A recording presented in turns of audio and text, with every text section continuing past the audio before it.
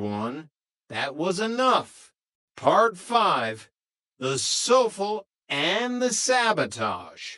The following Monday morning found Jack Tripper in a state of absolute culinary crisis.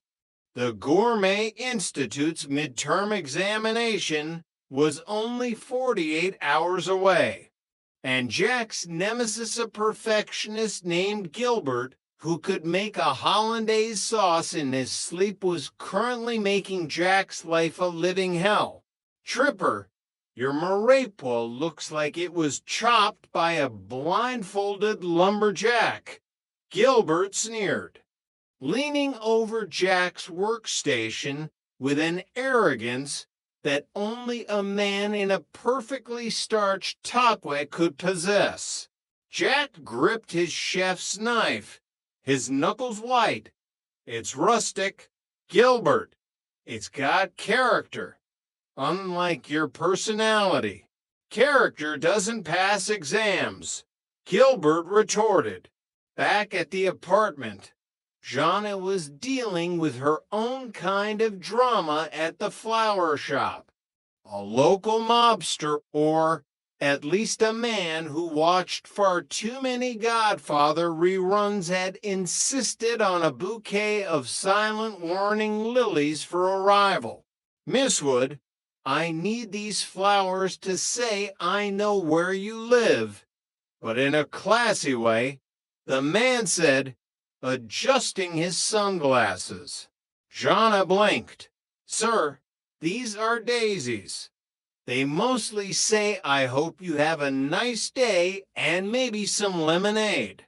In the midst of this, Larry Dallas burst into apartment 201 with a guaranteed investment opportunity. He had acquired a shipment of vintage velvet paintings from a warehouse fire. Jack, kid, listen to me, Larry said, throwing an arm around Jack's shoulders as soon as he walked through the door. Velvet is the future. People are tired of smooth canvases. They want texture. They want to pet their art. Larry, I have a sofa to worry about, Jack groaned, collapsing onto the couch. This is better than a sofa. It's an asset. All we need is a place to store them until the market peaks. No, Jonna and Chrissy said in unison as they entered the room. But Larry was persistent. He managed to convince Chrissy that the paintings were actually misunderstood masterpieces by a reclusive artist. Before Jack knew it, their living room was filled with velvet depictions of bullfighters and crying children. The real trouble started when Stanley Roper came upstairs to investigate a chemical smell, which was actually the heavy scent of singed velvet. What is this? A fire sale? Stanley asked, poking a particularly lurid painting of a sunset. You kids opening a gallery for the visually impaired. It's an investment, Mr. Roper, Chrissy explained, her eyes wide. We're helping an artist. You're helping a landfill, Stanley grunted. If this fire trap isn't out of here by tomorrow, I'm raising the rent for commercial storage. The pressure was mounting. Jack, desperate to pass his exam, decided to practice his sofa in the apartment kitchen. He shooed everyone out, including the velvet paintings. This has to be perfect, Jack whispered to the egg whites. Light, airy, resilient. Just as the sofa was beginning to rise in the oven, a loud thud came from the hallway. Larry had returned to move his paintings, and in his typical fashion, he had tripped over the threshold, sending a stack of velvet matadors crashing into the front door.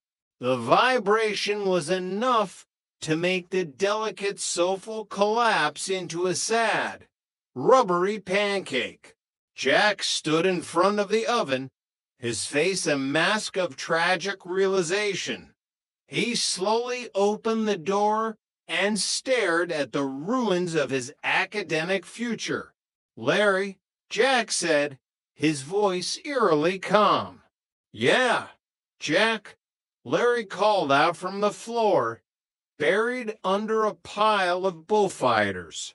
"I'm going to kill you, and I'm going to use a velvet painting to muffle the screams." Part VI, the Regal Beagle Rendezvous. To soothe their frayed nerves, the gang headed to the Regal Beagle on Friday night. The air was thick with the scent of fried appetizers and cheap draft beer. It was the kind of place where you could forget that your landlord thought you were a fairy and your paintings were a fire hazard. Jack was feeling particularly low after his soulful disaster. Even though he had somehow managed to pass the exam by convincing the teacher that his pancake soulful was a daring new postmodern experiment in gravity. To Jack, Larry toasted, raising a glass. "The only man who can fail upwards." "I didn't fail," Jack defended. "I pivoted." Across the bar, a group of women in high-waisted jeans and feathered hair caught Larry's eye. He immediately went into salesman mode, smoothing his hair and checking his breath. "Watch the master, boys," Larry winked. But Larry wasn't the only one on the prowl. Helen Roper had dragged a very reluctant Stanley to the Beagle for a romantic evening. Stanley was currently wearing a leisure suit that was approximately 3 sizes too small, looking like he was being strangled by his own collar. "Stanley, look at those young people," Helen sighed, watching Jack and the girls. "They're having a ball. Why don't we ever have a ball? I have a ball every Sunday when I watch the game," Stanley muttered. "And I don't have to wear this monkey suit to do it. You look handsome, Stanley, like a middle-aged James Bond with a mortgage." The night took a turn when the mobster from Jeanette's flower shop appeared at the bar. He recognized Jeanette and approached the table. "Miss Wood," the man said, tipping his hat, "the daisies worked. My rival was so confused he forgot to shoot me. He thought I was being ironic." Jeanette smiled nervously. "Oh, well, I'm glad the irony saved your life, Mr. Vinny, just Vinny. And who is this?" he asked, looking at Jack. "This is Jack," Chrissy chimed in.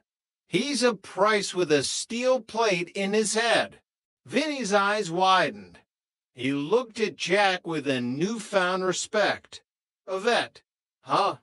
You look like you've seen some things. You want a job.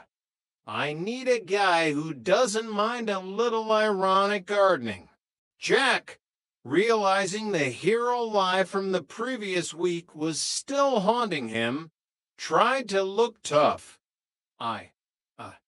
I've retired from the life, Vinny. Too much blood. Not enough parsley." Vinny nodded solemnly. "I get it. The kitchen is your new battlefield.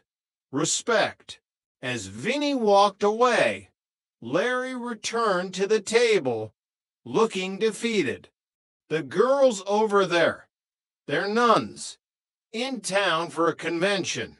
I tried to sell them a velvet painting of a saint, but apparently it wasn't devotional enough."